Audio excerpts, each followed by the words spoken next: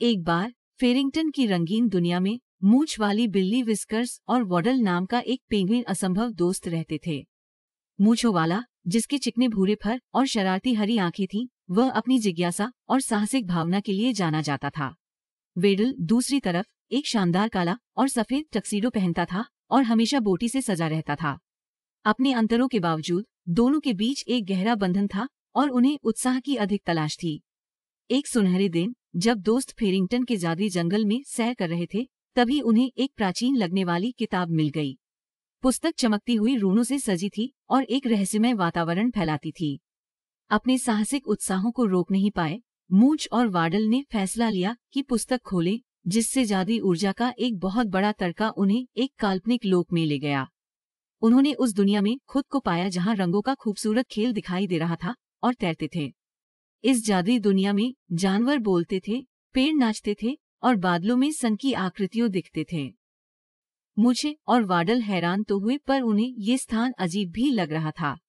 जब वे जादुई दुनिया में घूमते रहे, उन्हें प्रोफेसर हुड्स नाम के एक बुद्धिमान बूढ़े उल्लू से मुलाकात हुई। प्रोफेसर ने समझाया कि उन्होंने जो पुस्तक खोली थी वह वंडर्स की चर्निका थी, जो अलग अलग दुनियाओं के दरवाजे खोलती है। भटकाने से सब उलझन में पड़ गए।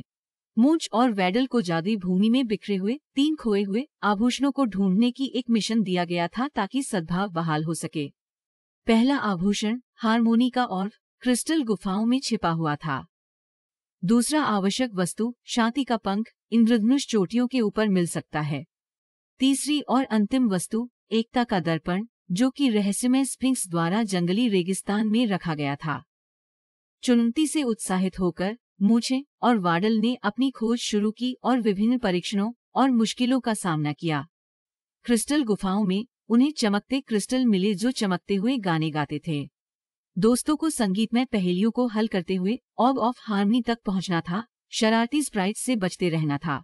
इंद्रधनुष के जबरदस्त रंग उनको घेरते हुए उन्हें जादुई रेगिस्तान ले गए। जब वे रेगिस्तान के बालों में थे, उन्हें स्फिंक्स से मुकाबला करना पड़ा, जो शेर के शरीर और ईगल के पंखों वाला था। एकता का दर्पण प्राप्त करने के लिए स्फिंक्स ने उन्हें पहेलियां दी जिनके जवाब देने की जरूरत थी। मूंछ और वैडल ने हर पहेली को चतुराई से हल किया और स्फिंक्स का सम्मान और अंतिम आभूषण प्राप्त किया। 3 वस्तुओं के साथ मूंछे और वाडल प्रोफेसर हुड्स के पास लौट आए।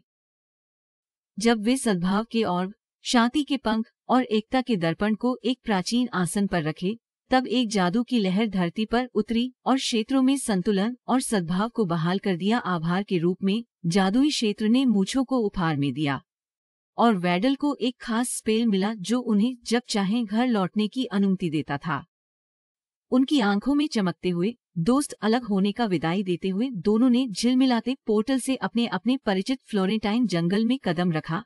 अपनी दुनिया में वापस आ गए मूंछे और वाडल अपने असाधारण साहसिक कार्य पर आश्चर्यचकित थे। अनुभवी जादुई साहस ने न केवल उनकी दोस्ती को मजबूत किया, बल्कि उन्हें अनजान के चमत्कारों के लिए नई प्रशंसा भी दी। उस दिन से आगे जब भी उन्हें एक्साइटमेंट की जरूरत महसूस होती थी, मूंछे और वाडल वंडर्स क्रॉनिकल को देखते थे, जानते हुए कि जादू उन्हें एक और एन्चांटिंग जर्नी के लिए तैयार होने पर इंतजार कर रहा है। इसी तरह ये जोड़ी असाधारण चीजों का अन्वेषण करती रही, एक गरीब कदम और वैडल के साथ।